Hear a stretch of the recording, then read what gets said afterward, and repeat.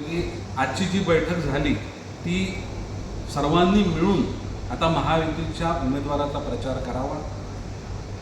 भारतीय जनता पार्टीचं प्राबल्य नवी मुंबईमध्ये जास्त आहे। ठाणे जिल्ह्यामध्ये देखील भारतीय जनता पार्टीचे 3 आमदार आहेत। एक अपक्ष आमदार तो देखील भारतीय जनता पार्टीला त्यांचा सपोर्ट आहे।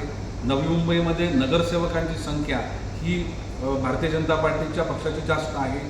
मीरा भाईंदरमध्ये आहे। ठाण्यामध्ये देखील भारतीय जनता पार्टीच्या नगरसेवकांची संख्या आहे। असं जरी असलं तरी पण आता आपल्याला महायुतीचा प्रचार हा एकत्रितपणे करायचा आहे।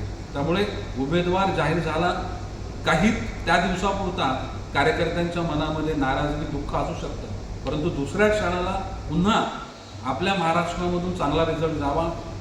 48 पैकी किमान 45 जागा निवडून याव्या आणि त्यामध्ये ठाणे लोकसभेची जागा ही भरीव मताने त्या ठिकाणी निवडून यावी, याकरता प्रत्येकानं एकत्रित प्रयत्न करणं गरजेचं आहे। आजवरचं जे कार्यकर्त्यांच्या मनामध्ये साठलेलं ते कुठेतरी आज अनपेक्षितपणे आज बाहेर आलं। नक्कीच नवी मुंबईच्या स्तरावर त्यांनी जे त्यांच्या ज्या कंप्लेंट्स होत्या, त्यांच्या शंका कुशंका होत्या, त्याचं निरसन करणं किंवा त्यांचा अन्याय दूर करणं याकरता आम्ही नक्कीच प्रयत्न करू। आणि ज्यावेळेस आमच्या माध्यमातून ते शक्य झालं नाही तर नक्कीच वरिष्ठांशी चर्चा करून ह्या संपूर्ण गोष्टींवर एक चांगलं सकारात्मक एक सर्वांचं एक सहकार्य मिळेल अशा प्रकारची बाब आपल्याला लवकरच बघण्यात येईल। नवी मुंबईमधलं वातावरण सकारात्मक आहे।